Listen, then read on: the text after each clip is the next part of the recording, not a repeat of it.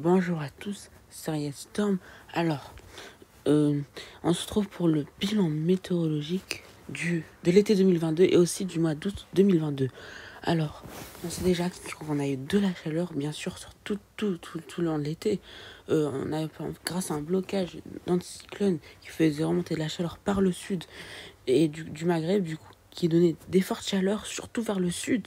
On va encore expliquer comment a été le mois de juin, le mois de juillet et le mois d'août. D'abord, pour le mois de juin.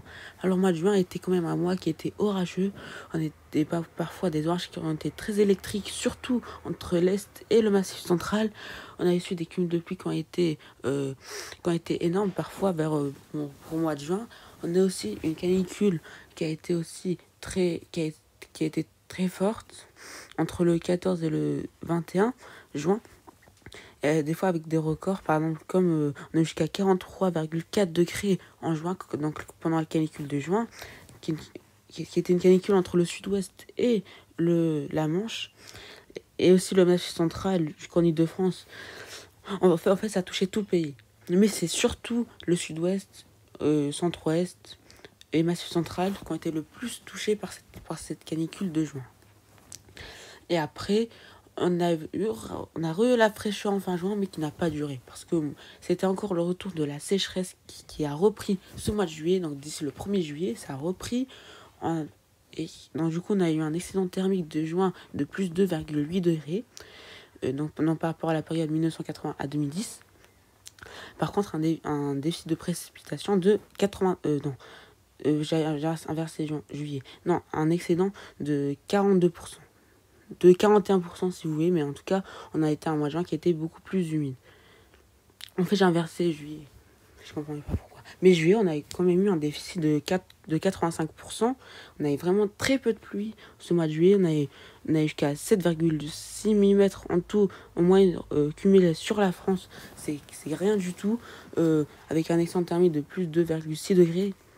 Donc une canicule aussi, la deuxième canicule de l'été en juillet. Donc du coup, c'était celle la plus importante, jusqu'à 42,8 degrés dans le centre-ouest.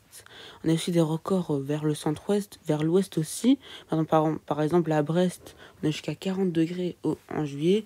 Donc maximum, c'était un record absolu. Et on a eu cette sécheresse qui a commencé à entraîner des incendies, surtout vers l'extrême sud-est et l'extrême sud. Mais c'est surtout là qu'on était plus touché par ces incendies, par cette sécheresse et tout. En tout, donc du coup la sécheresse a bien commencé. Elle était déjà d'ici mai, le mois de mai, mais après elle s'est atténuée en juin par les orages et après ça l'a repris en juillet, mais beaucoup plus forte. Après le mois d'août, là c'est le mois où je vais plus en parler dans cette vidéo parce que c'est là où le plus important, c'est le mois d'août, qui a été aussi très chaud.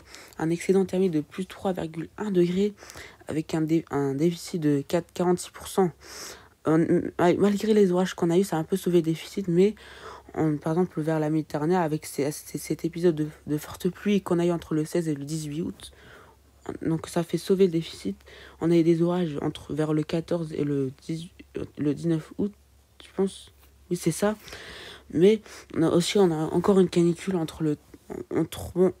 vers la moitié nord, on a aussi une pause parce que vers la moitié nord, on a revu la fraîcheur entre le 4 et le 8, mais vers le sud, ça a continué. Donc pendant toute la première quinzaine d'août, entre le 1er et le 15. Donc encore la troisième canicule de l'été. Encore, on pensait que ça allait se calmer, mais au final, ça a encore repris. Encore un déficit de précipitation. Mais après septembre, ça devrait se rattraper côté précipitation.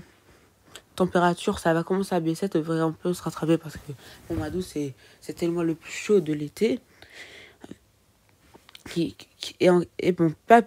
Donc en tout pour cet été, on a eu un été qui a été très chaud, avec un excédent thermique de plus 2,8 degrés.